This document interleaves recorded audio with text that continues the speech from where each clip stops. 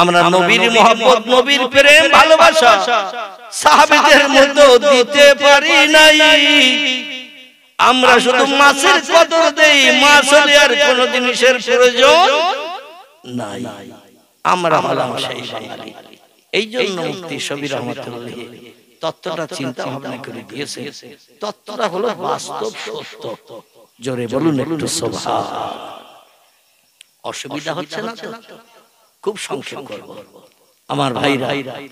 এবার পয়গম্বর পেটটা উঁচু করে, জামাটা উঁচু করে যখন দেখালেন, দেখ 8খানা পাথর পরস্পর উপরে সাজানো, আর যাতে খলিয়ে পড়িয়ে না যায়, ঝরিয়ে পড়িয়ে না যায়, তো খেজুরের পাতা একটা দড়ি বানিয়ে পিঠের দিক থেকে শক্ত করে বাঁধা, তার উপরে জামাটা গায়ে দিয়েছে। তাই জামাটা একটু পেট ফেলে রেখে দিয়েছে। গর্তের ভিতরে 4খানা পাথর। পেটটা এত গর্ত হয়ে গেছে, না খেয়ে অনাহার হওয়ার কারণে পেটের গর্তের ভিতরে ঢুকে গেছে 4খানা পাথর, আর 4খানা পেটের উপরে আছে। এই 4খানা পাথর যদি উপরে উপরে পেটের উপরে থাকে, তাহলে জামা ঠেলে উঠবে না? উঠবে, জামা ঠেলে উঠবে। এই দৃশ্য যখন ইহুদি দেখলো, ইহুদি আর দাঁড়িয়ে থাকতে পারে না, চোখের পানিতে বুক ভাসিয়ে হাউ হাউ করে কান্না শুরু করেছে। আল্লাহ নবী কান্না দেখে বলে, মা পুকা ইয়া আখি, ও ইহুদি ভাই, তুমি আমার পেটের অবস্থা দেখে চোখের পানিতে এমন করে বুক ভাসাও কেন? কেন বুক ভাসাও? ইহুদি বলে, মুহাম্মদ, আমি জামার ভিতরের পেট দেখে বুঝতে পারছিলাম না। জামা উঁচু করে যখন পেট দেখালেন, বাস্তব আপনার তত্ত্বটার সঙ্গে মিল পেয়ে গেছি।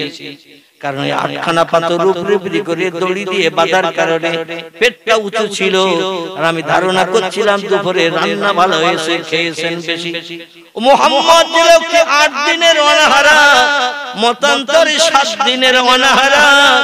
একটা ভিক্ষুক একদিনের অনাহারা তার বাড়ির দরজায় এসেছে, কোরআনে হারিয়ে ওঠে নাই, তবে ভিক্ষুকের ক্ষুধা নিবৃত্তির জন্য কাঁদছে। আল্লাহর কোরআনের মর্যাদা বাস্তবে পৃথিবীর মানুষের কাছে দেখিয়ে দিতে আমি আর ইহুদি ধর্মে থাকতে চাই না।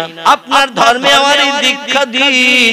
আপনার মতো সৎ মানুষ, ভালো মানুষ, আদর্শবান পুরুষ এই পৃথিবীতে আর দুজন নাই। নারায়ে তাকবীর, নারায়ে তাকবীর। দ্বীন ইসলাম, দ্বীন ইসলাম। আল্লাহ আপনাদের সকলকে বিশ্ব নবীর আদর্শের অনুসরণ, অনুকরণ, অন্তত কিছু করার তৌফিক দান করেন। সকলে বলুন আমিন। আমার ভাইরা, এই নবী মুহাম্মদ রাসূলুল্লাহ আল্লাহর কাছে কিছু চাইলে আল্লাহ দেবে না, বঞ্চিত করবে? আর আমরা যদি ভিক্ষুকের আওয়াজের প্রতি উত্তর না দিয়ে চুপ করে, বাচ্চারে বলে চুপ করে থাক, চলে যাক, তারপর কথা বলিস, আল্লাহ আমাদের দেবে তো নাকি কিছু চাইলে? আল্লাহ বলেন, আমার ভিক্ষুক হলো আমার মেহমান, ভিক্ষুক হলো আমার মেহমান, মেহমানের ফিরিয়েছো, তোমারও বঞ্চিত করব। এই পয়গম্বর মুহাম্মদ রাসূলুল্লাহ মসজিদে নববীর ভিতরে জায়নামাজের পাটি পেতে মাগরিবের নামাজ শেষ হয়ে গেছে। কিসের নামাজ? মাগরিবের নামাজ শেষ হয়ে গেছে। আলী মুর্তজা বসে বসে খাচ্ছেন। আল্লাহ নবী বলছেন, মা পুকা ইয়া আলী ইবনে আবি তালেব, এ আবু তালেবের বেটা আলী, মদিনার জমিনে মসজিদে নববীতে মাগরিবের নামাজ আদায় করে তুমি খাচ্ছো কেন? আলী বলছেন, ইয়া রাসূলুল্লাহ, অভাবের তাড়নায় পড়ে, সংসারের দুস্থতার অভাবে দিকে দৃষ্টি নিক্ষেপ করে, ইয়া রাসূলুল্লাহ, আমার 2 বেটা হাসান হুসাইন কারকে ইহুদির বাড়ি জামিন রেখে আমি 200 দিরহাম খরচ করে ধার করে নিয়ে এসেছিলাম। মেয়াদ ছিল আজকের দিনের সূর্য আদায়ের আগ মুহূর্ত পর্যন্ত, কিন্তু সূর্য অস্তমিত হওয়ার আগে মদিনার বিভিন্ন সাহাবীদের কাছে, আপনার মহব্বতের সঙ্গীদের কাছে, আমি বিভিন্ন ভাইদের কাছে গেছি, মুসলিম ভাইদের কাছে, যে বললাম অন্তত আমাকে 100 দিরহাম কর্জ দাও। একজন যদি 200 দিতে না পারো 100 দিরহাম কর্জ দাও, আমি নবীর জামাই আলী মুর্তজা তোমার ঋণ পরিশোধ করব ইনশাআল্লাহ। বড় বিপদগ্রস্ত হয়ে হাত পাচ্ছি, যেটা নবী পছন্দ করে করে না, কারো কাছে হাত পাতা, কিন্তু চরম বিপদে মুসিবতে পড়ে হাত পাচ্ছি। কারণ আজকের দিনটা চলে গেলে, সন্ধ্যায় সূর্য অস্তমিত হয়ে গেলে, রাতের আধার নেমে আসলে আমার দুই বেটা ইমাম হাসান হোসেন আর ঘরে ফিরবে না। তার জনম দুঃখিনী মা হযরতে ফাতেমারে মা বলে ডাকতে পারবে না, আমার আব্বা বলে ডেকে কলিজার খুশির আগুন নিবারণ করতে পারবে না। হাসান হোসেন ইহুদির বাড়ির দাস, গোলাম, চাকর, মানদার হয়ে যাবে। এইজন্য 200 দিরহাম সূর্য ডোবার আগে নিয়ে চলে যেতে হবে। তোমাদের ঘরের দরজায় এসেছি নবীর জামাই হয়ে, মান সম্মান ইজ্জতে লাথি মেরে অন্তত 200 দিরহাম আমারে কর্জ দাও। সবাই বলল অভাবের বছর, বড় অভাবের বছর, ফসল আদি হয় নাই, ব্যবসা বাণিজ্য কারবার ভালো চলে না, দুর্ভিক্ষ চলছে, আমাদের 100 দিরহাম 50 দিরহাম দেওয়ার মতো ক্ষমতা নাই। আমার ভাইরা কেউ দিতে পারল না, কিন্তু বেলা হাসি মসজিদে নববীতে খোঁজ করতে করতে, পয়সা ঋণ করতে যেতে আমার ভাইরা মাগরিবের আযান ধ্বনি আলীর কর্ণ গোচর হয়েছে। হাইয়া আলাস সালাহ, হাইয়া আলাস সালাহ। আরবি ভাষা, এর বাংলা অর্থ হলো নামাজের জন্য ধাবিত হও, আল্লাহর মন্দিরের জন্য দৌড়িয়ে মসজিদে চলে এসো। যেখানে কাতারবদ্ধ হয়ে জামাতে নামাজ হয়, আল্লাহর মন্দির করো। কারণ হাইয়া আলাল ফালাহ, ওই নামাজ আদায় করলে, আল্লাহরে খুশি করলে, আল্লাহ তোমাকেও খুশি করবে। আলী বলল আর মানুষের দরজায় যাওয়া যাবে না। আল্লাহর রেজামন্দির আওয়াজ এসেছে হযরতে বেলালের কণ্ঠে, যে বেলালের তোতলা জবানের কণ্ঠের আওয়াজ এই তামাম পৃথিবীর মহাশূন্য পেরিয়ে এক একটা মাঝখানের মহাশূন্য যেমন ফাঁকা, এক একটা আকাশ তেমন পুরো। তাফসীরে ফি জালালুল কোরআন, বিখ্যাত কোরআনের তাফসীর, তাফসীরে রুহুল বায়ান, তাফসীরে মাওজিহুল কোরআন, তাফসীরে বায়ানুল কোরআন, বিখ্যাত কোরআনের তাফসীরের ভিতরে লেখকেরা লিখেছেন এই পৃথিবীর জমিন থেকে নীল আকাশ যতটা ফাঁকা, একটা আকাশ ততটা পুরো, তার উপরে আবার ততটা ফাঁকা, আবার একটা আকাশ ততটা পুরো, তার উপরে আবার ততটা ফাঁকা, আবার একটা আকাশ ততটা পুরো। আল্লাহ জি খলাকা সাবওয়া সামাওয়াতিন তিবাকান, জোরে বলুন একটু সুবহান। আল্লাহ বলছেন আমি মাঝে মাঝে ফাঁকা দিয়ে দিয়ে আকাশ বানিয়েছি। কটা আঙ্গুল দেখছেন তো? এই কটা আকাশ বানিয়েছি। এই আকাশের পরে তার উপরে আবার মহাশূন্য ফাঁকা একটি জায়গা বানিয়েছি, নাম তার সিদরাতুল মুনতাহা। কি নাম বললাম? সিদরাতুল মুনতাহা। তার উপরে আবার বহু দূর ফাঁকা, তারপরে একটা জায়গা আছে, জায়গাটির নাম হলো আরশ কুরসি, আরশ মুআল্লা, যেখানে আল্লাহ অতীতে ছিলেন, বর্তমানে আছেন, ভবিষ্যতেও থাকবেন। আর সেখান থেকেই তামাম বিশ্ব চরাচর পরিকল্পনা করে আল্লাহ সব নির্বাহ করে, সবকিছু পরিকল্পনা করে চালান। জোরে বলুন সুবহানাল্লাহ। আর দুনিয়ার জমিনে মসজিদে নববীর ভিতরে তোতলা জবানিতে বেলাল আযান দিচ্ছে, আল্লাহু আকবার, আল্লাহু আকবার, আশহাদু আল্লা ইলাহা ইল্লাল্লাহ। বেলালের জিহ্বা মক্কার মুশরিক শত্রুরা পেরেক ফুটিয়ে ফুটিয়ে লোহার শিক গরম করে পেরেক ফুটিয়ে ফুটিয়ে জিবের ঘা যখন সেরে গেল, জিভটা ছোট হয়ে গিয়েছিল, যেন আরবি শিন অক্ষর উচ্চারণ করতে পারতেন না। উনি আশহাদু আল্লাহ বলতেন। কি বলতেন? আশহাদু, শিন, এই অক্ষরটা উচ্চারণ করতে পারতেন না, বলতেন আশহাদু আল্লা ইলাহা ইল্লাল্লাহ, আশহাদু আন্না মুহাম্মাদার রাসূলুল্লাহ। এই আশহাদু শব্দটা শিন অক্ষর দিয়ে উচ্চারণ করতে হয়। তিনি শিন অক্ষর উচ্চারণ না করে সিন অক্ষর উচ্চারণ করতেন। যে অক্ষরের মাথায় কোনো পুটলি নাই এরে বলে সিন, আর যে অক্ষরের মাথায় তিনটি পুটলি আছে, কটা? তিনটি পুটলি আছে, এরে বলা হয় শিন। এই শিন অক্ষর উচ্চারণ করতে পারতেন না, তবে ইচ্ছাকৃত নয়, ওনার জিভ শর্ট হওয়ার কারণে, ছোট হওয়ার কারণে অক্ষরগুলো আবড়াতে পারতেন না। তাই তার কণ্ঠের আওয়াজ এই সাতটি আকাশ পাড়ি দিয়ে, সাতটা ফাঁকা পাড়ি দিয়ে, সিদরাতুল মুনতাহা টপকে আল্লাহর আরশ কুরসিতে দৈনন্দিন 5 বার মুয়াজ্জিনের আযান চলে যেত। আল্লাহর দরবারে যদি এই সাতটা আকাশ পাড়ি দিয়ে সিদরাতুল মুনতাহা টপকে আল্লাহর আরশ পাকে যদি আওয়াজ যায়, আল্লাহ ওয়ালা মানুষদের কানে আওয়াজ যাবে না? যাবে না? আল্লাহ ওয়ালা মানুষদের কানে আওয়াজ যাবে। রাসূল বললেন, জুল হালাইফে তোমার বসবাসের জন্য ভাড়া বাড়ি ঠিক করেছি, ওইখানে ফতেমারে নিয়ে তুমি বসবাস করো। আলী বললেন, ইয়া রাসূলুল্লাহ, এই মদিনা থেকে 8 কিলোমিটার দূর, অনেক দূরের রাস্তা, সেইখানে ভাড়া বাড়ি ঠিক করেছেন, আর প্রতি ওয়াক্তে আমার নামাজ পড়তে আসতে হবে, আমার ঘোড়া নাই, উট নাই, কোনো যানবাহন কিছুই নাই, আমি গরিব দুঃখী। মায়েশার ঘরে রান্না হলে আমি পেতাম, যেদিন রান্না হতো না আপনি অনাহারা থাকতেন, আমি অনাহারা থাকতাম, আরে এত দূরে ঘর বেঁধেছে, আমি সেখান থেকে প্রতি ওয়াক্তে আপনার পিছনে জামাতে শরীক হব কি করে?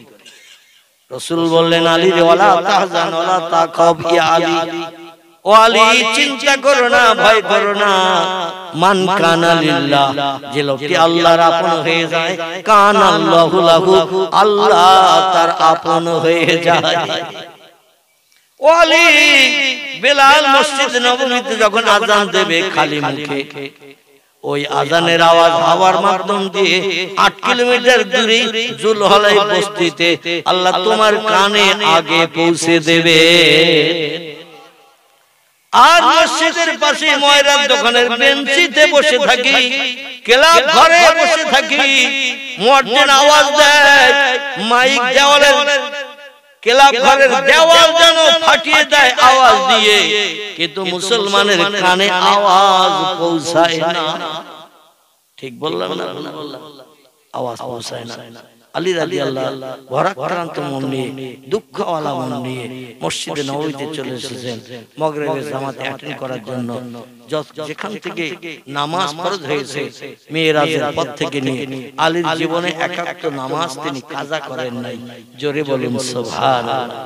তাই দৌড়িয়ে ছুটে এসেছেন মসজিদে নববীতে। প্রিয় নবী মুহাম্মদ রাসূলুল্লাহ 3 রাকাত নামাজ, মাগরিবের ফরজ নামাজ 2 রাকাত কিরাত করে 1 রাকাত নিশ্চিত অবলম্বন করে আল্লাহর পয়গম্বর নামাজ আদায় করে দিয়ে দিয়েছেন। কেউ বা সুন্নত পড়লো, কেউ বা পড়লো না। নামাজ শেষ হয়ে গেল, সাহাবীরা একে একে আপন আপন ঘরে প্রত্যাবর্তন করছেন। মসজিদে নববী খালি হতে যাচ্ছে, দেখে মসজিদে নববীর এক সাইড থেকে হঠাৎ একটা করুণ কান্নার আওয়াজ ভেসে আসে। যে সাহাবীরা নবীর পিছনে থাকতেন তারা জিকির আজকার তাসবিহ তাহলিল একটু বেশি বেশি সময় ধরে করতেন। আর আমাদের মসজিদে অনেক মানুষ প্রথম কাতারে আসে উট কুরবানির সওয়াব নেয়ার জন্য, আর ঝোপঝাপ হাঁসের মতো মাথা নিচু করে আর পাশুযুজ করে। আমার ভাইরা, পিছনের মানুষ অনেকে নামাজ এখনো শেষ হয় নাই, ও ঘাড়ের উপর দিয়ে লাফিয়ে লাফিয়ে 13 কাতার পার হয়ে বেরিয়ে যায়। ঠিক না ভুল?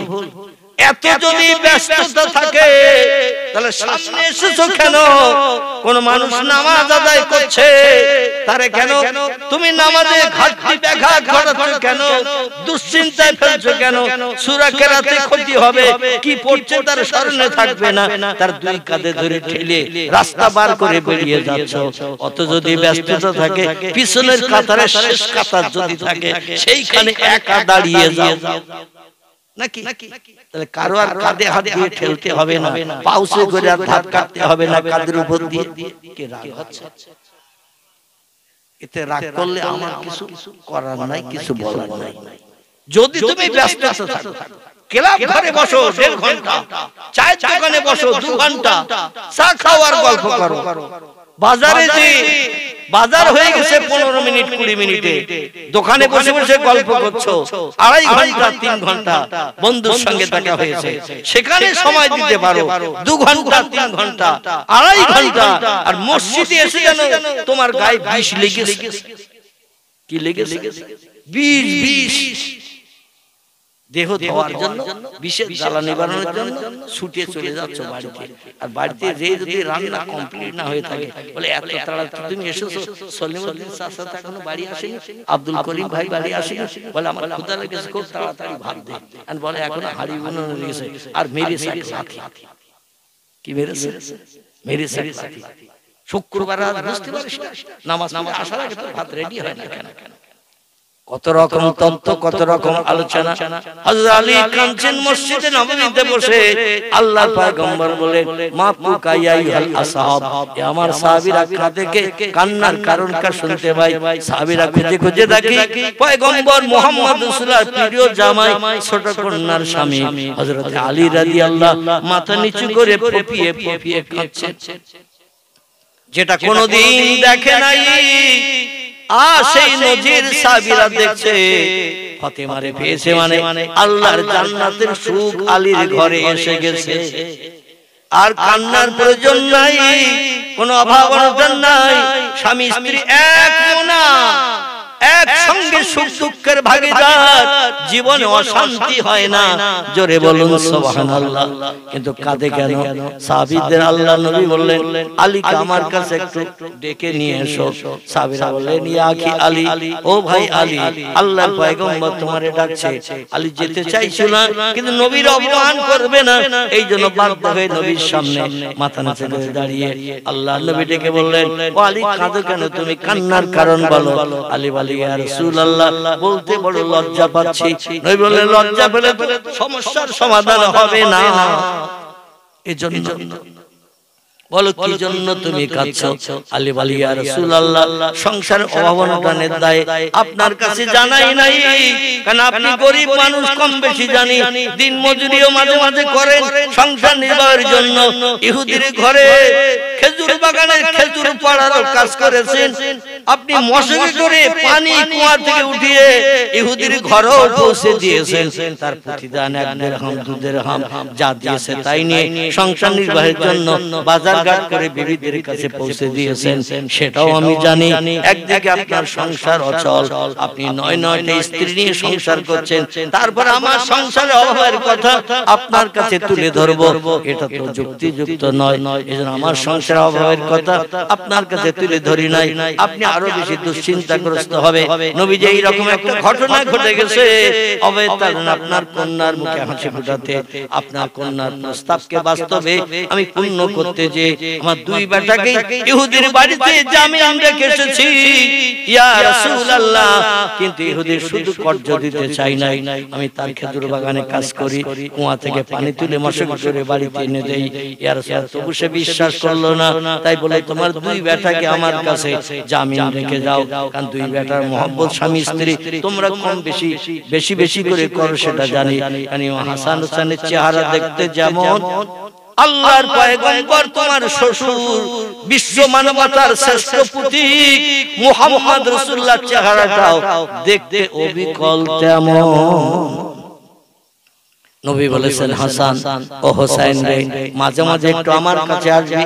ইমাম হাসান হোসেন বলে, ইয়া জাতি, ও আমাদের নানাজি, আপনার কাছে মাঝে মাঝে কেন আসতে হবে? বলে, আমার নিজের চেহারাটা আমি আয়না ছাড়া নিজেই দেখতে পাই না। আয়নার সামনে দাঁড়ালে নিজের চেহারাটার প্রতিবিম্ব ছবি দেখতে পাওয়া যায়, কিন্তু এমনি এমনি নিজের চেহারাটা কেমন কোন ব্যক্তি দেখার সুযোগ পায় না। তবে তোরা 2 ভাই যখন আমার সামনে আসিস, আমি রাসূল তোদের চেহারা থেকে অনুভব করি আমি মুহাম্মদ রাসূলুল্লাহ ওদের মতো তেমন। এই জন্য আমি বারবার তোদের আমার সামনে আসতে বলি, তোদের চেহারা দেখে আমার কলিজার ক্ষুধা নিবৃত্তি করি, পরিতৃপ্ত হই, মনে দুঃখ নিবারণ করি। কিন্তু আলী রে, আজ 1 মাসাধিক কাল হলো তোমার 2 বেটাকে বারণ করেছো আমার সঙ্গে মসজিদে নববীতে এসে দেখা করতে, আমার কাছে এসে গল্প গুজব করতে, আমার নিয়ে খেলাধুলা করতে। তুমি কি তোমাদের বেটাকে, আমার কন্যা ফাতেমাও কি আসতে নিষেধ করেছে? আজ 1 মাস কাল দেখি না। আলী বলছে, লা ইয়া রাসূলুল্লাহ, আমাদের ছেলেকে এই জন্য আপনার কাছে আসতে বারণ করি নাই, আসলে সংসারের অভাব নিবারণের জন্য, হাড়িতে খাদ্য উঠানোর জন্য 2 বেটাকে ইহুদির বাড়ি জামিন রেখে 200 দিরহাম কবজা করে নিয়েছিলাম। আর মজুরি খেটে খেটে অল্প অল্প করে 200 দিরহাম পরিশোধ করে দিয়ে হাসান হোসেনকে ঘরে ফিরিয়ে আনবো। সময় নিয়েছিলাম 1 মাস। ইহুদি একটা ওয়াদা করে বলেছিল, 1 মাসের শেষের দিন যেদিন হবে ওই দিন সূর্য পশ্চিম দিকে ডোবার আগে টাকা ফিরিয়ে দিলে হাসান হুসাইনরে ফেরত পাবে, আর সূর্য ডুবে গেলে কিন্তু হাসান হুসাইনকে 200 দিরহামের বিনিময়ে আর তুমি ফেরত নিতে পারবে না, আমার হয়ে যাবে। আমি তাতেই রাজি হয়ে 200 দিরহাম খরচ নিয়ে বাজার ঘাট করে উনানে হাড়ি উঠিয়ে রান্না বান্না করেছি, রোগ থেকে মুক্তি পেয়েছি, কঠিন জ্বর থেকে নিষ্কৃতি পেয়েছি। এক সপ্তাহ কাল আমি কোনো মজুরি খাটতে যেতে পারি নাই, কঠিন বোখার জ্বরে পড়েছিলাম। তাই ইয়া রাসূলুল্লাহ সুস্থ হওয়ার পরে কাজকর্ম করেছি, সংসার পরিচালনা করেছি, কিন্তু দেনা পরিশোধ করতে পারি নাই। আপনার বহু সাহাবীদের কাছে আজ বিকালবেলা তন্ন করে ঘুরেছি কিছু টাকা ধার করার জন্য, কর্জ করে হাসান হুসাইনকে ফিরিয়ে আনবো, কিন্তু কেউ আমার মুখে হাসি ফোটাতে পারে নাই। আর সন্ধ্যা হয়ে গেছে, মাগরিবের নামাজ হয়ে গেছে, তারপরে আপনি আমারে ডেকেছেন ইয়া রাসূলুল্লাহ। এই জন্য বসে বসে খাচ্ছি। ঘরে যে ফাতেমার কাছে কি করে মুখ দেখাবো? ফাতেমা তো অপেক্ষায় আছে। আজ 1 মাস পরে 2 ছেলের চেহারা দেখে কলিজার তুষের আগুন নিবৃত্তি করবে। 2 ছেলের চেহারা দেখে তাদের আব্বা বলে ডেকে বুকে জড়িয়ে নিয়ে জীবনের স্নেহ দিয়ে জীবনের অভাব অনটন দুঃখগুলো নিবারণ করবে। আমি একা গেলে তো ফাতেমা সহ্য করতে পারবে না, হাসান হোসেনকে তো সারা দিনে ফিরিয়ে আনতে পারলাম না। এই জন্য বসে বসে কাঁদছি, কি করব এখন?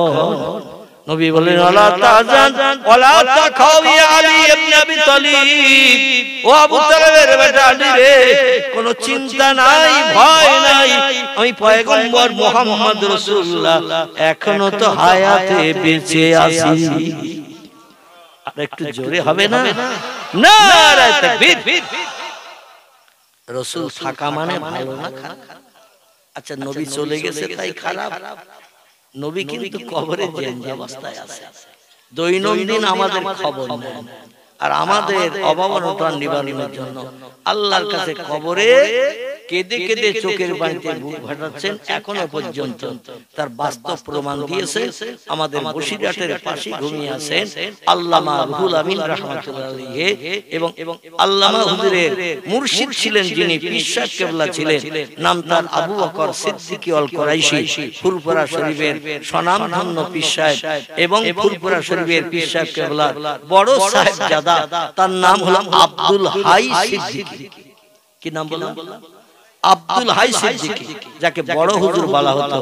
এই 3 জন রওজা মোবারকের ভিতরে ঢোকার পারমিশন পেয়েছিল বাদশা ইবনে সৌদ যখন সৌদির রাষ্ট্রনেতা ছিল। কি নাম বললাম?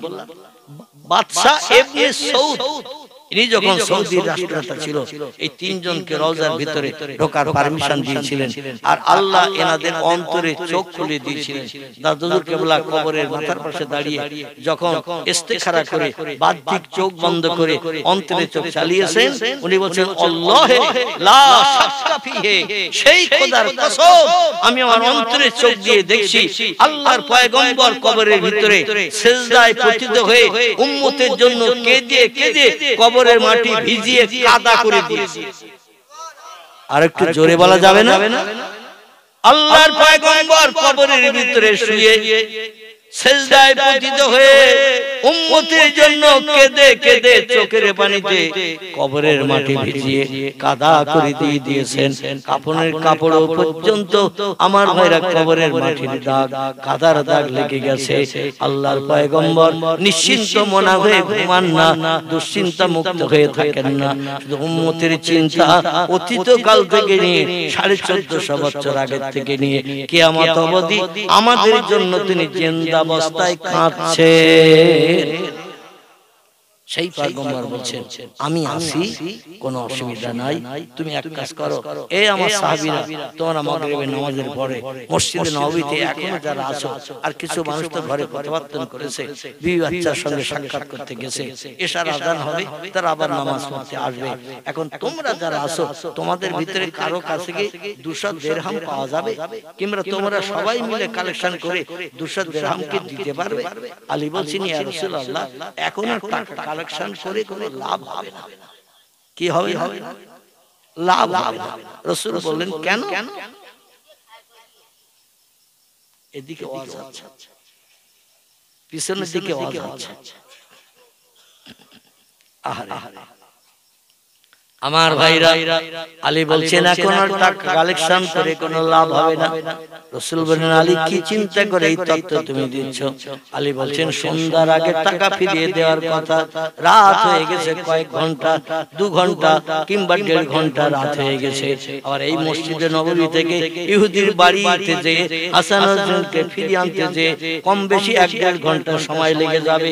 যত সময় লাগবে রাত বেড়ে যাবে, রাত বেড়ে গেলে ইহুদি কোনদিন আমার দুই বেটাকে ফেরত দেবে না। এই জন্য টাকা কালেকশন করতে হবে না। আল্লাহ নবী ডেকে বলেন আলী ও চিন্তা তোমার না, ও চিন্তা আমি মুহাম্মদ রাসূলুল্লাহ আমার। নারে তাকবীর।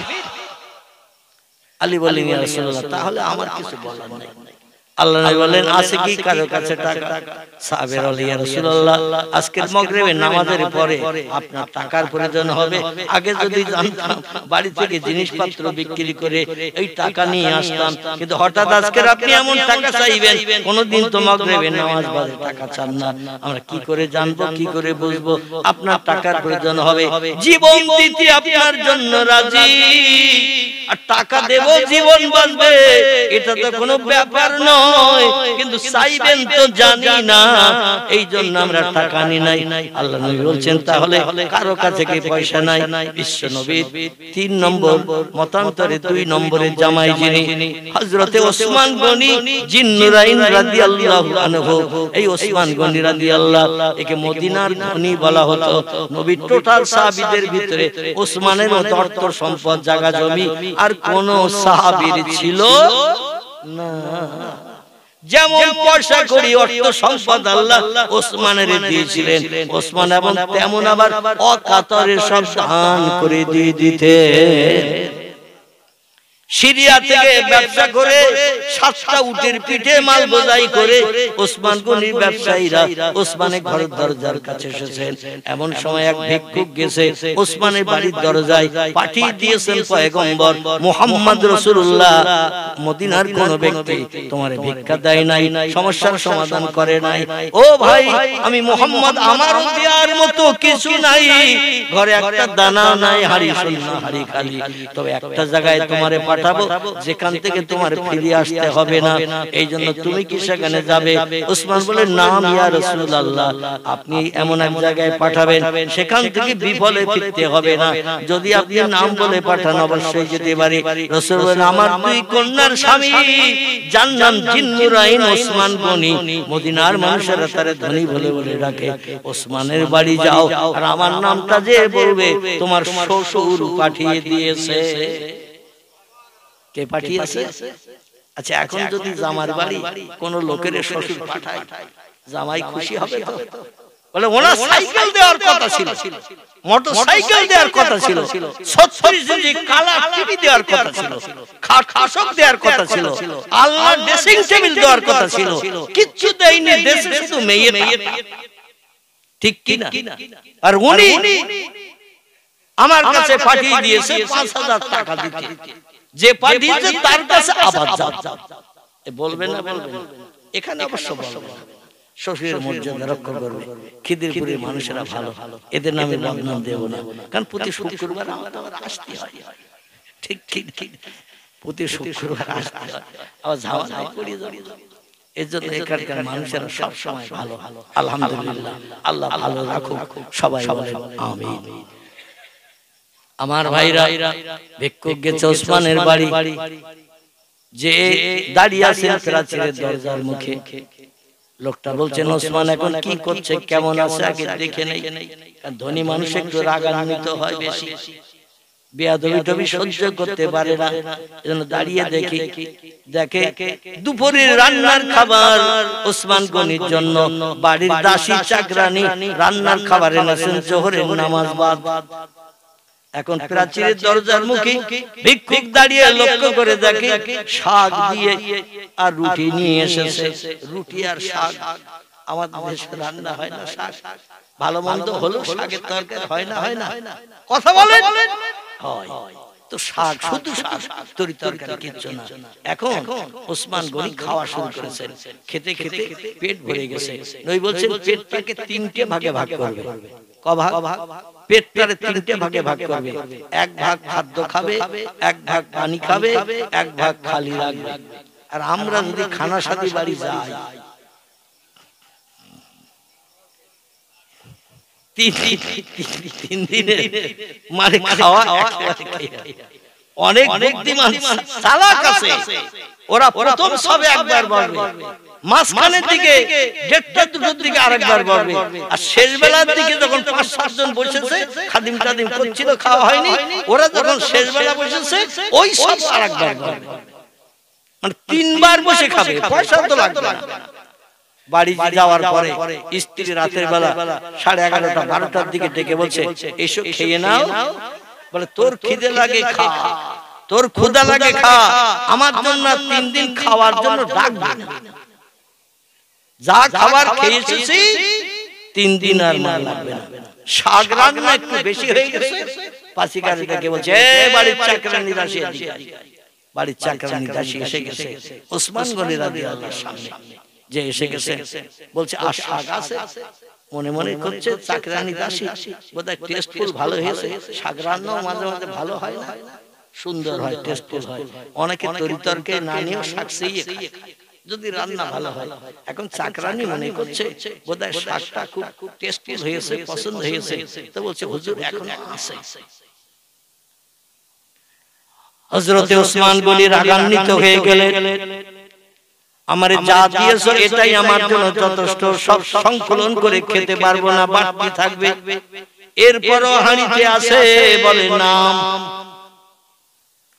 এখনো হাঁড়িতে আছে, লাগবে নাকি? ওসমান গনি বলছেন আর প্রয়োজন নাই, বাড়ির লোকের সবার খাওয়া হয়ে গেছে। বলে নাম সবার খাওয়া হয়েছে, আপনার শুধু বাকি ছিলেন, আপনার জন্য বরাদ্দ করেছি, এখনো হাঁড়িতে আছে। ওসমান বললেন সবার খাওয়া হয়ে গেছে, আমারও খাওয়া হয়ে গেছে, আমার পাতে এখনো কিছু শাক বাড়তি আছে, এখনো হাঁড়িতে বেশি আছে, এই বাড়তি রান্না কেন করেছো জবাব দাও। আল্লাহ কোরআনে জানিয়েছেন ইন্নাল মুবাজ্জিরিনা কানু ইখওয়ানা শায়াতিন। জোরে বলুন একটু আল্লাহু আকবার, আর একটু জোরে বলুন আল্লাহু আকবার। আল্লাহর কোরআনে আল্লাহ জানিয়ে দিলেন ইন্নাল মুবাজ্জিরিনা কানু ইখওয়ানা শায়াতিন, নিশ্চয়ই অপব্যয়কারীরা হলো শয়তানের ভাই। যতটা লাগবে ততটা রান্না করো, বেশি রান্না করে নষ্ট করবে, তুমি শয়তানের আদর্শের অনুসরণকারী হবে, শয়তানের ভাই হবে। জোরে বলুন একটু নাউজুবিল্লাহ। বকাবকি করছে দেখে বলছে, ভিক্ষুক বলছে মুহাম্মদ আর জায়গা পায়নি, শাক একটু বেশি রান্না হয়েছে বলে পাসিকার তো ধরি খেতে যাচ্ছে, এত বেশি রান্না করলে কেন? আর আমারে এমনি এমনি পয়সা দেবে, আমার এমনি এমনি খাবার দেবে, আমার সংসারে অভাব দূর করবে। মুহাম্মদ আসলে ভুল করিয়ে এই একটা কট্টর, এই একটা নিষ্ঠুর মানুষ, এই কৃপণ, এর কাছে আমারে পাঠিয়ে দিয়েছে। ভিক্ষুক পাসিল থেকে ভিতরে ঢুকেনি, দৃশ্য দেখে ও ভয়তে আল্লাহ নবীর কাছে আবার চলে গেছে। আল্লাহ নবী বলছেন, ভাই আমার জামাই তোমারে খুশি করেছে তো? বলছে আমার চেহারা দেখে বুঝতে পারছেন না মুহাম্মদ? বলছে তোমার চেহারা দেখছি মলিন, কালো মার্কা, এই জন্য আমি বুঝতে পারছি না তুমি খুশি হয়ে, খুশি হলে তো মুখের একটা ভাব পাওয়া যায়। বলছেন যাওনি তুমি? বলে প্রাচীরের দরজায় যে যা দেখেছি তাতে ভিতরে ঢোকার সাহস আমার হয়নি। আল্লাহ নবী বললেন কিসে কি হয়েছে? বলে এইরকম ঘটনা শাক কত আমরা নষ্ট করি, রান্না করে বেশি খেতে পারি না, ফেলে দেই, গরু ছাগলের দেই, কত জীব জন্তুকেও খেতে দেই, বেশি খেতে পারি না বলে বাড়তি গুলো নষ্ট করে ফেলি। এই জন্য ওসমান তার পাছিকারে ধরে খাওয়ার মতো হয়তো ধরে খায়, ভয়তে আমি ঢুকে নাই। আল্লাহ নবী বলেন ওসমান বাড়ির লোকের সঙ্গে কি করলো তোমার আর দেখতে হবে না, তুমি সরাসরি ওসমানের কাছে যাবে, যে আমি পাঠিয়ে দিয়েছি, বলবে তোমার সংসারে অভাব অনটন দূর করার জন্য কিছু তোমাকে সাহায্য করতে বলবে। দ্বিতীয় দিন ইহুদি বলছেন আবার যেতে হবে ওসমানের বাড়ি। নবী বলছেন ওসমান ছাড়া দুঃখের দুঃখ মোচনের আমি তো কাউকে দেখছি না, যাও। ইহুদির ইচ্ছা নাই, তবু নবী বলছেন এই জন্য বাধ্য হয়ে এসেছেন। তখন সন্ধ্যা, সূর্য ডোবো ডোবো ভাব, সন্ধ্যার ঘন ঘটা নেমে আসা স্বভাব। ও লোকটা মনে মনে চিন্তা করলো, মুসলমানদের সন্ধ্যাবেলা সূর্য ডুবে গেলে একটা নামাজ আদায় করতে হয়। এটা কি নামাজ? মাগরিবের নামাজ। মুয়াজ্জিন আযান ধ্বনি দিচ্ছে পার্শ্ববর্তী এলাকায় মুসলমানের আল্লাহর ইবাদত বন্দি করবে। এখন যেহেতু খাবার চাওয়া যাবে না, কারণ মুসলমান তো কম বেশি রাগী ছিল। আমি পূর্বদিন গত দিন এসে দেখেছি, তো নামাজটা হয়ে যাক, একটু শান্ত হয়ে যাক, তারপরে আস্তে আস্তে গুটি গুটি পাই যাব। ওসমান যখন নিশ্চিততা অবলম্বন করে যে কেরাত তাসবিহ তাহলিল করবে, যায় নামাজের পাটিতে বসে, এবার নামাজ শেষ হয়ে গেছে, ওসমান গনি বসে বসে সুবহানাল্লাহ, আলহামদুলিল্লাহ, লা ইলাহা ইল্লাল্লাহ জিকির করছেন, বিভিন্ন আল্লাহর নামে তাসবিহ পাঠ করছেন। আর সন্ধ্যার ঘন ঘটা মাগরিবের নামাজের পর পর বাড়িতে এলাকায় সব সন্ধ্যা এসে যায় না, দিনের আলো আর থাকে না। মাগরিবের নামাজের পরে দেখবেন ঘন ঘন অন্ধকার নেমে যায়। এইজন্য অধিকাংশ বাড়ির মেয়েরা ঘরের আধার দূর করার জন্য প্রদীপ বাতি জ্বালায়, জিরো লাইটটাও দেওয়ালের গায়ে সুইচ টিপে জ্বালিয়ে দেয়। ঠিক না ভুল? আধার দূর করার জন্য আলো জ্বালিয়ে দেয়। বাড়ির চাকরানি ঝি গতদিন যে শাক রান্না করে এসে বকাবকি শুনেছে, এই তো বাড়ির চাকরানি ঝি পরিবেশন করেন বাড়ির মানুষকে। এই একটা বাতি জ্বালিয়ে এসেছে। আমাদের দেশে আগে টেমি জ্বালানো হতো, জানেন তো নাকি? এখন তো রেশনে কেরোসিনও দিচ্ছে না, টেমিরও কোনো ব্যবস্থা নাই। মানে কেরোসিন আপনাদের দেয় বোধহয় নাকি? দুই এক সময় দেয়। আর আমাদের দিকে টোটাল শহর এলাকায় মোটেই দেয় না, মোটেই দেয় না। মানে সরকারি বিদ্যুৎ লাইন চালু হয়ে গেছে, কেরোসিনের দরকার নাই। যাই হোক, যখন এই বিদ্যুৎ লাইনের ব্যবস্থা ছিল না, তখন অধিকাংশ বাড়িতে লম্প বাতি টেমি জ্বালানো হতো। ঠিক না ভুল? আবার অনেকের বাড়িতে কালী পড়ে বলে হারিকেন জ্বালানো হতো। অনেক সময় কোন মেয়েদের বাচ্চা হলে শ্বশুর বাড়ি থেকে যখন বাচ্চা নিয়ে মেয়েরা স্বামীর ঘরে আসে, হারকেন পর্যন্ত নিয়ে আসতো।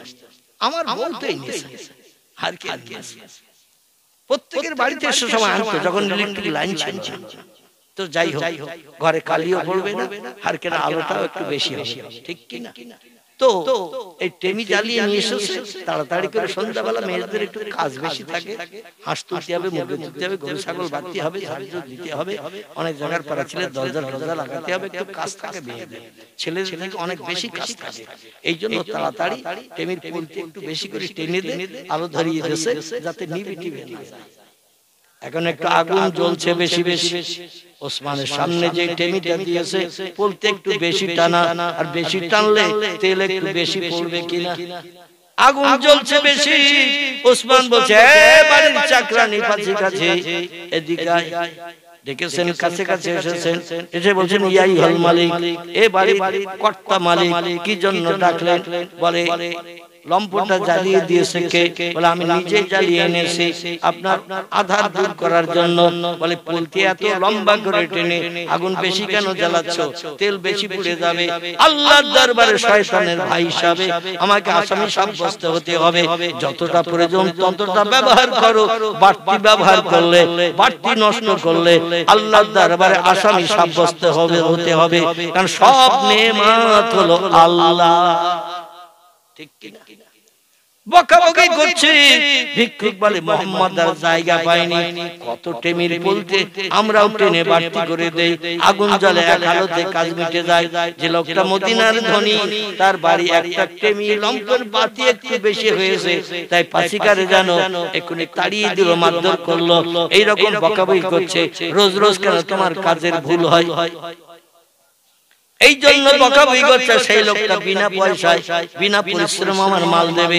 মুহাম্মদ রাসূলুল্লাহ আসলে ভুল করে আমারে এক নিষ্ঠুর ব্যক্তির কাছে আমারে পাঠিয়ে দিয়েছে, কৃপণ বকিলের কাছে পাঠিয়ে দিয়েছে। এ কোনদিন বিনা পয়সায় কিছু দিতে পারে না। আবার ফিরে গেছে পয়গম্বরের কাছে। নবী বলছেন, খবর কি? বলে, অন্য কোন লোক যদি থাকে তার বাড়িতে পাঠান, ওই লোকটার বাড়িতে আর পাঠাবেন না। নবী বলছেন, কেন, কি হয়েছে? বলে, এই কাণ্ড দেখছি। আল্লাহ নবী বললেন, কি ঘটলো তার বাড়িতে? পাসিকার সঙ্গে কি ব্যবহার করলো ওটা তোমার দেখতে হবে না। যাও তুমি নিশ্চয়তা অবলম্বন করে মাথা নিচু করে ওসমানের ঘরে দরজায় যাবে। ইহুদি বলল, মুহাম্মদ আমি যেতে পারি, তাহলে একটা কাজ করতে হবে। নবী বলছেন কি করতে হবে? বলে আপনি সই করে একটা দরখাস্ত লিখে দেন, যাতে ওসমান যেন আমারে ফিরিয়ে না দেয়। আপনি পাঠিয়েছেন, মুখে বললে বিশ্বাস করবে না, এজন্য আপনার সই করে একটা দরখাস্ত লিখে দেন। আল্লাহর নবী ডেকে বললেন, আমার মুহাম্মদের সাহাবী উমাইয়া, আমিরে মুআবিয়া, সালমান ফারসি, বিশ্ব নবীর প্রিয় সাহাবী আলী মুর্তজা, এরা চিঠি লিখতেন। আর নবী আঙ্গুলে ছিল একটা রূপার আংটি, মুহাম্মদ রাসূলুল্লাহর নাম লেখা। এই আংটিটায় কালি মাখিয়ে ওই চিঠির উপর একটা করে স্ট্যাম্প লাগিয়ে দিতেন। আমাদের স্কুলের হেডমাস্টারেরা যেমন কোন দরখাস্ত নিয়ে গেলে একটা স্ট্যাম্প দিয়ে সই করে দেয়, কি দেয় না? দেয় না? অফিস আদালতে গেলে একটা স্ট্যাম্প মেরে দেয়, তার তলায় সই করে দিয়ে দেয়। আল্লাহর নবী সাহাবীরা, হযরতে সালমান ফারসি বলে একজন সাহাবী, আমিরে মুআবিয়া বলে একজন সাহাবী, আর বিশ্ব নবীর জামাই আলী, এই তিনজনের কাছ থেকে পয়গম্বর চিঠি লিখে নিতেন। কারণ নবী লিখতে জানতেন না, তবে তথ্যগুলো নবী বলে দিতেন, এইভাবে এই ভাষায় লেখো। এই জ্ঞানটা আল্লাহ পয়গম্বরকে দিয়েছিলেন। জোরে বলুন একটু সুবহানাল্লাহ। নবীর ভাষণ শুনে সাহাবীরা লিখতেন, আর আল্লাহর নবী আংটিতে কালিমা দিয়ে একটা স্ট্যাম্প লাগিয়ে দিতেন। বলে আপনি যদি একটা পত্র চিঠি দেন, তাহলে আমি সাহস করে যেতে পারি, অন্য ওসমানের বাড়ির প্রাচীরের ভিতরে ঢুকবো না। নবী বললেন, এ আমিরে মুআবিয়া, আমার এই বয়ানটা তুমি লেখো চিঠিতে, যে একজন গরীব এতিম সাহেল মানুষ কিছু অর্থের জন্য আমার কাছে এসেছে, তবে আমার দেওয়ার মতো কিছু নাই, এই জন্য তোমার বাড়িতে পাঠাচ্ছি। ইতি মুহাম্মাদুর রাসূলুল্লাহ বলে স্ট্যাম্পটা সই করা, মুহাম্মদ রাসূলুল্লাহ আরবিতে লেখা, এই স্ট্যাম্পটা লাগিয়ে দিয়েছে। বলে এই নিয়ে যাও ভাই। ওসমান কি করলো বাড়ির লোকের সঙ্গে, এটা যেন তুমি দেখবে না। আমি যে চিঠিটা দিলাম, চিঠিটা নিয়ে তুমি চলে যাও। চলে গেল ওই ভিক্ষুক। আমার ভাইরা, ওই সাহেল মানুষ এতিম মানুষটা চলে গেল প্রাচীরের দরজার কাছে। চলে দেখে ওসমান গনি রাদিয়াল্লাহু হিসাব নিকাশ করতেছে। ব্যবসায় সিরিয়ায় পাঠিয়ে দিয়েছে 7টা উটের পিঠে বিদেশ থেকে মাল কিনে সিরিয়ার দেশে বিক্রি করার জন্য। আমাদের দেশে অনেক মানুষ আমাদের বসিরহাট ডকঘাটের থেকে মাল কিনে বিভিন্ন বাজারে বিক্রি করে না। যে দেশে মালের দাম কম সেই দেশ থেকে মাল কিনে, যে দেশে মালের দাম বেশি সেই দেশে বিক্রি করলে লাভ মুনাফা হবে না। যে দেশে বেশি মুনাফা হবে, লাভ হবে, সেই দেশে বিক্রি করে ওসমান গনি আবার ও দেশে যে মালের দাম কম সিরিয়ায়, সেই দেশ থেকে মাল বোঝাই করে নিয়ে মদিনার জমিনে আসতে বলেছেন। 7টা উটের পিঠে মাল বোঝাই করে কিনে নিয়ে আসছে ওসমান গনির ব্যবসার টাকায়। বাড়ির কাছাকাছি এসেছেন, আসার পরে 2-5 মিনিটের ভিতরে ব্যবসায়ীরা মাল বোঝাই উট নিয়ে ওসমান গনির প্রাচীরের দরজার সামনে আসবে। খবর দেবে মালিককে, মালমাত্তা বুঝে নিন, হিসাব নিকাশ বুঝে নিন, আর আমাদের মাইনাগুলো যা হয় দিয়ে দিন, আমরা বিবি বাচ্চা নিয়ে সংসার যাপন করব। এমন সময় ভিক্ষুক লোকটা ওসমান গনির বাড়ির দরজায় এসে সামনে দাঁড়িয়েছেন। ওসমান গনি বলছেন, মাহালুকা মাকবারুকা ইয়া আখি, ও ভাই কি খবর, কোথা থেকে কি জন্য আমার বাড়ির দরজায় এসেছো? লোকটা কোনো কথাবার্তা বলতে ভয় পাচ্ছে। সঙ্গে সঙ্গে চিঠিটা পকেট থেকে বার করে ওসমান গনির হাতে দিলেন। যেই চিঠিটা ওসমান গনি আলগা করলেন, দেখে মুহাম্মদ রাসূলুল্লাহর নাম লেখা স্ট্যাম্প, বিশ্ব নবীর নাম লেখা স্ট্যাম্প। যেই দেখেছেন সঙ্গে সঙ্গে চিঠিটা নিয়ে নবীজির নাম লেখা, মুহাম্মদ রাসূলুল্লাহর জায়গায় 3 বার চুমা খেয়ে নিয়েছে। চিঠির ভাষা বয়ান কিছুই পড়েননি, নবীর নাম লেখা রয়েছে। ওসমান বলে, পয়গম্বরকে আমার ঘরে পেয়ে গেলাম। জোরে বলেন সুবহান। 3 বার চুমা খেয়ে নিয়ে চিঠির বয়ানটা পড়ে দেখলেন, আল্লাহ পয়গম্বর আমার শ্বশুর পাঠিয়ে দিয়েছেন এই ভিক্ষুককে, অনাহারা এতিমকে কিছু অর্থ দেওয়ার জন্য। নবীর নাম লেখা চিঠি, এত দাম। ওসমান গনি রাদিয়াল্লাহর কাছে ডেকে বললেন, ভাই আমার শ্বশুর পাঠিয়েছে, প্রতিদিন 5 ওয়াক্ত নবীজির পিছনে জামাতে নামাজ পড়তে হয়, আর আমি যদি কম দেই তাহলে নবী আমার হয়তো আবার জিজ্ঞাসাবাদ করতে পারে, তোমার কাছে পাঠিয়েছিলাম চিঠি দিয়ে একজন সাইল ভিক্ষুককে তুমি কি দিয়েছিলে, এখন আমি যেটা দেব সেটা হয়তো রাসূলের কাছে অপছন্দনীয় হতে পারে। এই জন্য বলেন ভাই কি আর দেব, আমার এই উটের পিঠে ব্যবসায়ীরা এসেছে মাল নিয়ে, প্রত্যেকটা উটের পিঠে মাল বোঝাই করে নিয়ে এসেছে, আর কি কি মাল আছে আমি এখন দেখতে যাই না, তবে তারা বাড়ি ফিরেছে খবর পেয়েছি, তুমি ওইখানে যেয়ে যে উটটা পছন্দ হয় উট সমেত মালগুলো নিয়ে তুমি চলে যাও। বোঝা গেল? যে উটটার পিঠে তোমার পছন্দ হয় মাল, ওই মালগুলো তো তুমি মাথায় করে নিয়ে যেতে পারবে না, কারণ অনেক ভারী মাল, একটা উটের পিঠে অনেক মাল ধরে এবং তারা নিয়ে মরুভূমি জাহাজ যারে বলা হয়, ওই মালগুলো তো মাথায় করে নিয়ে যেতে পারবে না, উট সমেত তোমারে দান করে দিলাম, নবীজি মুহাম্মদ রাসূলুল্লাহ চিঠির মর্যাদা দিতে নিয়ে যাও।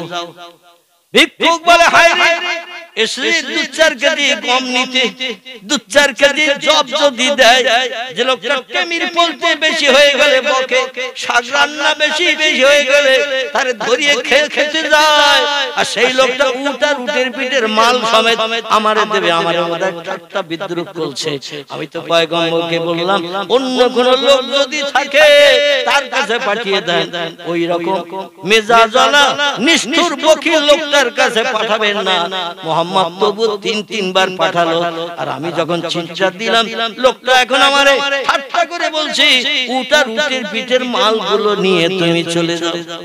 ও বলে ঠাট্টার একটা সীমা আছে, আমি গরিব দুঃখী ভিক্ষুক অনাহারা অভাবী, 2-4 কেজি কম কিংবা জব দিলে তো কাজ মিটে যেত, 2-5 দিরহাম টাকা দিলেই তো মিটে যেত, খুশি হয়ে চলে যেতাম। চুপ করে মাথা নিচু করে দাঁড়িয়ে আছে। ওসমান বলে বুঝতে পেরেছি একটা উটের পিঠের মাল তোমার পছন্দ হচ্ছে না, এই জন্য মাথা নিচু করে দাঁড়িয়ে আছো, আরো কিছু মাল দরকার, আর কিছু লাগবে। ওসমান বলছে 7টা উট ফিরে এসেছে সিরিয়ার দেশ থেকে ব্যবসা করে, মাল মাত্তা নিয়ে সংসারের প্রয়োজনে কাজে লাগবে, দেশবাসী গরিব দুঃখীদের দেয়া হবে। কিন্তু নবীর হাতের চিঠি লেখা একজন মেহমান এসেছে, আমি তার দিলাম একটা উটের পিঠের মাল, তবু পছন্দ করলো না, তাহলে আর কি দিয়ে তোমারে খুশি করব? নবীর লেখা চিঠির মর্যাদা দাম দেব।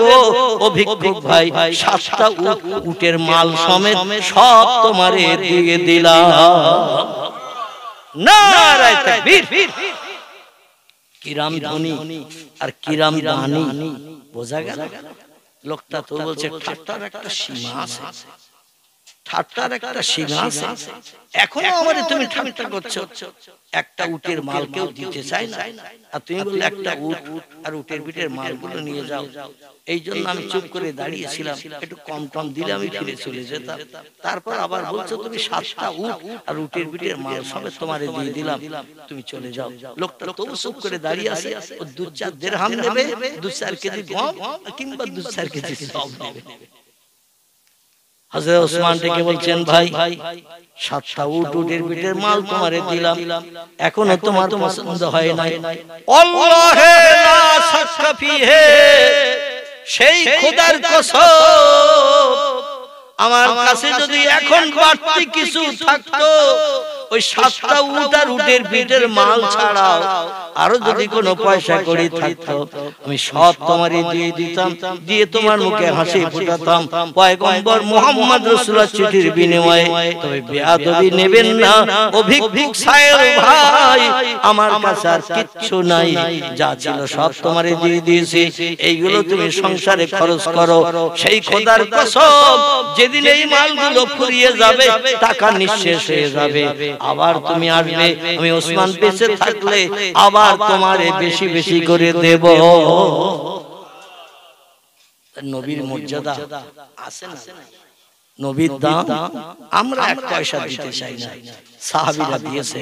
এইজন্য মুফতি শফি রাহমাতুল্লাহ আলাইহি বলেছেন নবী তার কদর জানে সাহাবী, নবীর কদর, নবীর মর্যাদা, নবীর প্রেম, নবীর ভালোবাসা এটা দিয়েছে তার প্রিয় সাহাবীরা। জোরে বলেন সুবহানাল্লাহ।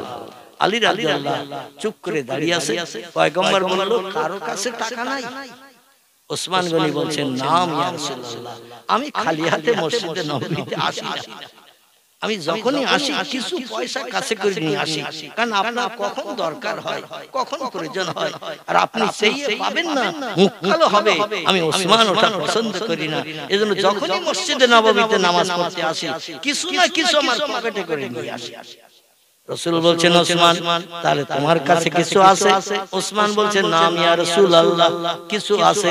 বলে কত আছে? বলে পকেট থেকে বার করে না গণনা করলে না দেখলে বলতে পারবো না। রাসূল বলেন, বার করো তাড়াতাড়ি, রাত বেড়ে যাচ্ছে, হাসান হোসেনকে ফেরত আনা যাবে না। বেশি রাত হয়ে গেলে ইহুদি তো আর কারো কথা শুনবে না। ওসমান গনিয়াল হযরতে মুহাম্মদ রাসূলুল্লাহর মর্যাদা রক্ষার জন্য বিসমিল্লাহ শরীফ পাঠ করলেন। কি পড়লেন? বিসমিল্লাহ শরীফ পাঠ করলেন। আর আমরা সামনে যখন খাবার আসে গপাগপ তুলি আর খাই, মাছ পজিশনে যে বলা হলো বিসমিল্লাহ তো বলা হয় না। এরকম ঘটনা ঘটে না ঘটে না? মাঝখানের দিকে যেয়ে মনে হচ্ছে যে বিসমিল্লাহ তো পড়া হয় না। শয়তান বলছে তুমি পেট ভরবে আর আমি না খেয়ে থাকবো, এইজন্য তোমার মগজ থেকে বিসমিল্লাহ দূর করে দিছি। তুমিও কিছু খাও আর তোমার খাওয়ার সঙ্গে আমারও খাওয়া হবে। এটা হাদিস শরীফের কথা। মানুষ বিসমিল্লাহ না পড়ে খেলে মানুষ যা খায় এর অর্ধাংশ শয়তানের পেটে যায়। হযরত ওসমান গনি নবী সাহাবীরা যখনই কোনো কাজ করতেন আগে বিসমিল্লাহ শরীফ পাঠ করতেন। আমরা মুসলমান সেই নবীর উম্মত, আমরা জীবনে বিসমিল্লাহর নাম একবার জবানে আনি না। রাস্তায় যদি হঠাৎ চলতে যে নায়িকার দিকে, সুন্দরী মেয়ের দিকে তাকাতে যে ইটের মাথা উঁচু হয়ে রয়েছে রাস্তায়, হঠাৎ যদি একটু হোঁচট খায় বলে বাপ রে মা হোঁচট খেয়েছে, আসার খেয়েছে, মারে ডাকে, বাপরে ডাকে, আর নখ উল্টে গেলে আরো কত কি বলে, তার ঠিক ঠিকানা নাই। কি ভুল বললাম? নখ উঠে গেছে, মনের মানুষের দিকে তাকাতে গিয়ে মনের মানুষ ও সঙ্গে সঙ্গে বলে তোর জন্য আমার নখ উল্টে গেছে, দেখ কি করে কি করব। আমার ভাইরা, উসমান গনি বিসমিল্লাহ শরীফ পাঠ করে পকেটে হাত দিলেন, যে টাকা হাতে লাগলো, টাকা বার করে গণনা করলেন, দেখলেন টোটাল 200 দিরহাম আছে। বর্ণনাকারী বলছেন আসলে বিসমিল্লাহর ফজিলতের কারণে আল্লাহ পাক উসমান গনির পকেটে কম টাকা থাকলেও 200 পূর্ণ করে দিয়েছেন। জোরে বলুন সুবহানাল্লাহ। কারণ বিসমিল্লাহর মর্যাদা যদি রক্ষা না হয় সাহাবীরা হয়তো বিসমিল্লাহ পরবর্তীতে পড়বে। এই জন্য আল্লাহ পাক পুরো 200 টাকা পরিপূর্ণ করে দিয়েছে। রাসূলের হাতে ওসমান গনি তুলে দিয়ে বলেন, ইয়া রাসূলুল্লাহ, বাড়িতে আর যাওয়ার প্রয়োজন নাই, এনাফ যথেষ্ট হয়ে গেছে। এই নেন আপনার প্রিয় জামাই আলী মুর্তজার হাতে দিয়ে দিন। আলী বলছেন, ইয়া রাসূলুল্লাহ, এখন রাতের বেলা গেলে কি ইহুদি হাসান হোসেনের ফেরত দেবে? নবী বলছেন, তুমি যাবে রাস্তায় ইহুদির বাড়ি, আর আমি এদিকে যায় নামাজের পাঠি পেতে কাবা শরীফ মুখ হয়ে 2 রাকাত নামাজ পড়ে আল্লাহর কাছে তখন হাত তুলে দোয়া কামনা করব। যত সময় হাসান হোসেনকে নিয়ে আমার সামনে এসে ফেরত নিয়ে না এসে দাঁড়াবে তত সময় দোয়া বন্ধ করব না। আর আমাদের দোয়া কোরআনের আয়াত যদি 3টে পড়ে বলে হুজুর এত লম্বা দোয়া করে, দোয়া ধরিয়েছে না ছাড়ে এ বলে না। কিছু মানুষ বলে যারা কোরআন হাদিস পছন্দ করে না, আল্লাহর কাছে চাওয়াটা পছন্দ করে না, এদের গায়ে বিষ লাগাতে হয়, ঝাল লাগাতে হয়। তাড়াতাড়ি লা ইলাহা ইল্লাল্লাহ বলে দেবে, তাবারুক দেবে, নেবে নিয়ে চলে যাব, কিংবা মসজিদে বাতরা দেবে, জিলপি দেবে, তাড়াতাড়ি নিয়ে বাচ্চার জন্য নিয়ে যাব, হুজুর দোয়া ধরিয়েছে। জোরে বলে নাউজুবিল্লাহ। সংক্ষেপ কথা, আমার ভাইরা, দেখতে দেখতে রাত 12টা বেজে এসেছে। এই জন্য আলী রাদিয়াল্লাহু টাকা নিয়ে ছুটতে শুরু করলো। রাসূল 2 রাকাত নফল নামাজ পাঠ করে আল্লাহর দরবারে মসজিদে নববীর ভিতরে হাত তুলে দোয়া শুরু করেছেন। নবীজি মুহাম্মদ রাসূলুল্লাহর দোয়া আল্লাহ কি কোনদিন ফেরত দিয়েছে? পয়গম্বর ডেকে বলে, আল্লাহ ওয়াদা করা ছিল সূর্য ডোবার পরে আর ছেলে ফেরত দেবে না, দিনের আলো থাকতে সূর্য আকাশে থাকতে ছেলে ফেরত দেবে। টাকা জোগাড় করতে লেট হয়ে গেছে, দেরি হয়ে গেছে। সূর্য তার গতিপথে প্রচলিত, অশামসু ওয়াল কামারু বিহুসমান, চন্দ্র সূর্য হলো ঘূর্ণায়মান। তুমি চাঁদ সূর্যকে যদি তামাম পৃথিবীর চতুর্দিকে 24 ঘন্টা একবার করে তুমি ঘুরিয়ে দিয়ে থাকো, তুমি ইচ্ছা করলে আবার উল্টো দিকেও ঘোরাতে পারো। তুমি যদি পূর্ব দিক থেকে উদয় করে পশ্চিম দিকে নিয়ে যেতে পারো, আর পশ্চিম থেকে ঘুরিয়ে ভোরবেলা পূর্ব দিকে আবার দৈনন্দিন উদয় করে দিতে পারো, আবার তুমি উল্টাও ঘোরাতে পারো। কথাটা ঠিক না ভুল?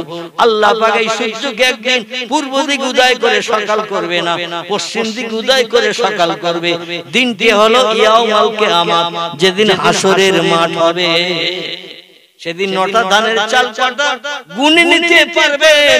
সূর্য সেদিন আর পূর্ব দিকে উঠবে না, ওজন পথে পশ্চিম দিকে উদয় হবে, পূর্ব দিকে ডুবতে যাবে। জোরে বলুন আমিন। আলী রাদিয়াল্লাহু ইহুদির ঘরের দরজায় যেয়ে বলে, ইয়া আহলাল বাইত, ও বাড়িওয়ালা ইহুদি ভাই, আমি আপনার বাড়ির দিন মজুরি, আপনার খেজুর বাগানে কাজ করি, কুয়া থেকে পানি তুলে মশক ভরে বাড়ির বড় পাত্রগুলো ভর্তি করে দৈনন্দিন মজুরি দেন, তাই নিয়ে আমার সংসার পরিচালনা করি। মাঝখানে 1 সপ্তাহ কাল কঠিন রোগে পড়েছিলাম, এই জন্য আপনার কাছ থেকে 200 দিরহাম খরচ করে নিয়ে গিয়েছিলাম। আজকে আপনার টাকা সূর্য ডোবার আগে ফিরিয়ে দেওয়ার কথা, এই জন্য টাকা জোগাড় করতে একটু দেরি হয়ে গেছে, তাই এসেছি। আমার 2 বেটার ফেরত দিন। হাসান হোসেন পিতার কণ্ঠের আওয়াজ শুনে ঘরের ভিতরে হাউ হাউ করে কান্না শুরু করেছে। 1 মাস সন্তানের সঙ্গে বাবার দেখা হয় না, হাউ হাউ করে কান্না শুরু করেছেন। আলী রাদিয়াল্লাহু বলছেন, এ আমার 2 বেটা হাসান হোসেন রে, আমি এসেছি, একটু অপেক্ষা কর, এখনই টাকার বিনিময়ে তোদের ফেরত নিয়ে যাব। ছেলে দুটো কান্না বন্ধ করে না, কারণ রাত হয়ে গেছে কয়েক ঘন্টা, আর রাতের বেলা তো ইহুদি আমাদের ফেরত দেবে না। নবী ওদিকে দোয়া শুরু করেছেন মসজিদ নববীতে। আল্লাহ পাক নবীর চোখের পানি চোখের কোণা দিয়ে নাকের ডগায় আস্তে আস্তে ডেকে বলে, আল্লাহ ওয়া ইন মিন শাইইন ইল্লা ইউসাব্বিহু বিহামদিহি, চিল্লায়ে বলুন আল্লাহু আকবার। আর একটু জোরে বলুন আল্লাহু আকবার। আল্লাহ কোরআনে বলছেন, যত সৃষ্টি চোখে দেখতে পাচ্ছ, যত সৃষ্টি চোখে দেখতে পাও না, সব সৃষ্টি আমি আল্লাহ আমার হুকুমের মান্যতা দেয়, আমার নামের জপ জিকির করে, আমার নামে তাসবিহ পাঠ করে, আমার হুকুমের খেলাফ মানুষ ছাড়া কোন সৃষ্টি করে না। জোরে বলুন একটু সুবহানাল্লাহ, নারায়ে তাকবীর। সূর্যকে ডেকে বলে, সূর্য আমার পয়গম্বরের আমি কাঁদাতে চাই না। এ সূর্য, যেদিকে গাছের তলায় অস্তমিত হয়ে গেছো, তুমি একটু ওজন ওঠো, আবার দিনের আলো পৃথিবীর মানুষকে দেখিয়ে দাও যে সূর্য আল্লাহ বানিয়েছেন। আল্লাহ যদি সেই সূর্যকে কোন সৃষ্টিকে বলে, তারা হুকুম শুনবে না? শুনবে না। সূর্য আল্লাহর হুকুম তামিল করে পশ্চিম দিক থেকে আবার উপরের দিকে উঠে দিনের আলো বার করে দিয়েছে। সূর্যের কাজ হলো আধার দূর করে আলো দেয়া। বিকাল বেলা হয়ে গেছে, অপরাহ্ন বিকাল বেলা, সূর্য বেশ কিছুটা গাছের মাথার উপরে চলে এসেছে। আল্লাহর নবী ইহুদির ঘরের বাইরে দাঁড়িয়ে বলছেন, ইহুদি ভাই, আমার বাচ্চা দুটো ফেরত দাও, তোমার টাকা ফেরত দাও।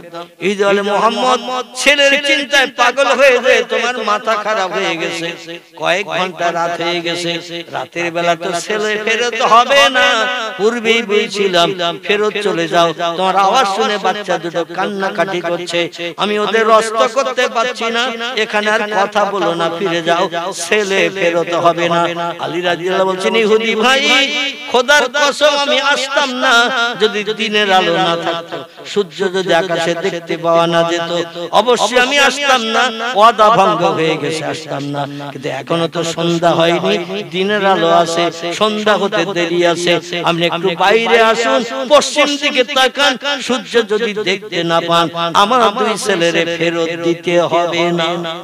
ইহুদি বলে, এ আলী, কয়েক ঘন্টা রাত হয়ে গেছে, আমি সন্ধ্যার পরে বাইরে বেরিয়েছি, আকাশে তারকা দেখেছি, চন্দ্র দেখেছি, তারকাগুলো চাঁদকে সুন্দর করে আলো দিয়ে সৌন্দর্য শ্রীবৃদ্ধি করেছে। আর তুমি বলছো সূর্য দেখা যাচ্ছে, ওটা সূর্য নয়, ওটা চাঁদ। আলী বলছেন আল্লাহে লা শাক্কা ফীহি, ওটা আসলে চাঁদ নয়, এটা হলো সূর্য। এই সূর্যের পাশে কোনো তারকা দেখা যাচ্ছে না। বিশ্বাস না হলে বাইরে বেরিয়ে আসেন। ঘরের ভিতরে দিনের বেলা দরজা জানালা লাগালে অন্ধকার দেখা যায়। কথাটা ঠিক না ভুল? দিনের বেলা দরজা জানলা লাগালে দিনের বেলা আঁধার হয়। দিনের বেলা সূর্যকে যদি মেঘ ঢেকে দেয় রাতের মতো দেখায়। 4টার সময় আকাশ মেঘাচ্ছন্ন, দেখবেন সন্ধ্যা হয়ে গেছে, মাগরিবের আযান বোধহয় মুয়াজ্জিন এখনই দেবে, কিন্তু এখনো 1.5 ঘন্টা বাকি। এরকম ঘটনা ঘটে না? ঘটনা ঘটে। বলে আপনি ঘরের ভিতরে আধারের ভিতরে দরজা জানলা লাগিয়ে রেখেছেন, আমার 2 ছেলেরে বাইরে দেখতে দেবেন না, আমার চেহারা দেখতে দেবেন না, এই জন্য দরজা জানলা লাগিয়ে রেখেছেন, তাই ঘরের ভিতরে অন্ধকার দেখছেন। একটু বাইরে বেরিয়ে আসুন। ইকরিজ বাবা কা ইয়া আখি, একটু দরজা দিয়ে বাইরে আসুন, তারপর যদি সূর্য দেখতে না পান টাকা নিতে হবে না, আমার 2 বেটার ফেরত দিতে হবে না। ইহুদি বলে আলী যে তত্ত্বটা দিচ্ছে দিনের আলো, আমি তো পূর্বেই দেখেছি রাতে চাঁদ উঠেছে, তারকা উঠেছে, আবার হচ্ছে দিনের আলো, তাহলে আলীর কথাটা সত্য না আমার কথাটা সত্য? একটু বাইরে যেই নাই দেখি। ইহুদি দরজা টপকে যেই বাইরে চলে এসেছেন, এসে দেখে আল্লাহে, সেই খোদার কসম, আল্লাহ পাক নবীর চোখের পানি কবুল করে সূর্যকে আবার হুকুম করেছেন, সূর্য আকাশে গাছপালা থেকে 10 দিশা যেন সামনের দিকে এগিয়ে এসে দাঁড়িয়ে আছে। রাতের আধার নাই, দিনের আলো চলছে, একটু পরেই সন্ধ্যা হয়ে যাবে। আলী বলছেন মা তারা ইয়া আখি, ও ভাই কি দেখছো, সূর্য না চাঁদ দেখছো? ইহুদি বাধ্য হয়ে বলতে শুরু করলো, আলী রে হাযা শামস, এটি চন্দ্র নয়, এটি কামারুন চন্দ্র নয়, এটি হলো সূর্য। নবী বললেন আলী রে যাও, আমি তোমার 2 বেটার জন্য কাঁদছি। আল্লাহ পাক নবীর চোখের পানি পছন্দ করে সূর্য উদয় করে দিয়েছেন। আলী বললেন তার দিনের আলো যদি থাকে, সন্ধ্যা যদি না হয়ে থাকে, তার টাকা এনেছি ফেরত দিন, আমার 2 বেটারে ফেরত দিন। ইহুদি ডেকে বলল আলী তোমার টাকা অবশ্যই আমি ফেরত নেব, 2 ছেলেরে তোমারই ফেরত দিয়ে হযরত ইমাম হাসান হোসেনকে ফাতেমার দুলাল ঘরে বানিয়ে দিয়ে দেব। তবে একটা কথা তোমারে জিজ্ঞাসা করি আলী, এই সূর্য ডুবান্ত সূর্য আবার আকাশে উঠিয়ে দিয়ে মানুষের চোখে দেখিয়ে গিয়েছে কে? তত্ত্বটা আমাকে দাও। আলী বললেন আল্লাহে লা শাক্কা ফীহি, তত্ত্ব যখন জানতে চাইছো আমি সত্য কথা বলি। পয়গম্বর মুহাম্মদ রাসূলুল্লাহ 2 রাকাত নফল নামাজ পাঠ করে যায় নামাজে বসে আল্লাহর দরবারে হাত তুলে দোয়া কামনা করে চোখের পানি ফেলছে। বেশি লেট করতে আমারে দিও না, লেট করলে নবীর কান্না বন্ধ হবে না, না যাওয়া পর্যন্ত নবী দোয়া বন্ধ করবে না। তাড়াতাড়ি হাসান হোসেনকে ফেরত দাও, টাকা ফেরত নাও। হযরত আলী রাদিয়াল্লাহর কথা শুনে ইহুদি বলল টাকা তোমার ফেরত দিতে হবে না, বিনা টাকায় হাসান হোসেনকে ফেরত দিয়ে দিলাম। চিল্লাই বলুন সুবহানাল্লাহ। এবং যে পয়গম্বর মুহাম্মদ রাসূলুল্লাহ ডুবান্ত সূর্যকে উদয় করে পৃথিবীর মানুষের চোখে দেখিয়ে দিতে পারে, সেই পয়গম্বর আরো বাকি অন্য কাজগুলো করতে পারে যেটা মানুষের পক্ষে সম্ভব নয়। ইহুদি বলে আমারে নিয়ে চলো সেই ব্যক্তির কাছে যে ব্যক্তি ডুবান্ত সূর্য উদয় করে দিয়েছে। আলী রাদিয়াল্লাহু 2 ছেলেরে নিয়ে ইহুদিরে নিয়ে মসজিদে নববীতে হাজির হয়ে আল্লাহর পয়গম্বরের সামনে হাজির করে দিলেন। আল্লাহর নবী বলেন মান আনতা মা ইসমুকা, ও ভাই কে তুমি, তোমার পরিচয় কি? উনি বললেন আমি হলাম এই আলীর মালিক, যে আলী যার খেজুর বাগানে কাজ করে, মশকে পানি ভরে ভরে কুয়া থেকে বাড়ির পাত্রগুলো ভর্তি করে। আমি হলাম আলীর মালিক, বিশেষ করে খেজুর বাগানের মালিক, কুয়ার মালিক। আমার বাড়ি কাজ করে সংসার নির্বাহ করেন। 2 ছেলে আমার কাছে জামিনদার ছিল, কিন্তু ডুবান্ত সূর্য রাতের বেলা উদয় হওয়ার কারণে আমি বুঝতে পেরেছি আনতা রাসূলুল্লাহ, আনতা নবী আল্লাহ, আনতা খাতামান নবিয়্যিন লা শাক্কা ফীহি। চিল্লায়ে বলুন একটু সুবহানাল্লাহ, নারে তাকবীর। আল্লাহর পয়গম্বর আপনি আমার হাত দুটো ধরে কলেমার দাওয়াত আমাকে দিয়ে ঈমান আনিয়ে মুসলমান বানিয়ে দিন। আমি জাহান্নামী হতে চাই না, সত্য পয়গম্বর পেয়ে গেছি, আমি বাকি জিন্দেগি ইসলাম শরীয়তের পায়বন্ধ হয়ে ইসলাম শরীয়তের আইন কানুন মেনে আমার জিন্দেগিটা আমি কাটাবো। জোরে বলুন একটু সুবহানাল্লাহ। আমার ভাইরা, তার নবীজির দ্বারা আল্লাহ পৃথিবীতে কোরআনের যত তত্ত্ব দিয়েছে নবীজিকে দিয়ে তা বাস্তব প্রমাণ করেছেন। কোরআনের একটা তত্ত্ব মিথ্যা বা ভুল নাই। সকলে একটু উঠে দাঁড়িয়ে যান, নবীজির দরবারে একটা প্রাণ ভরা সালাম জানাই। ইয়া নবী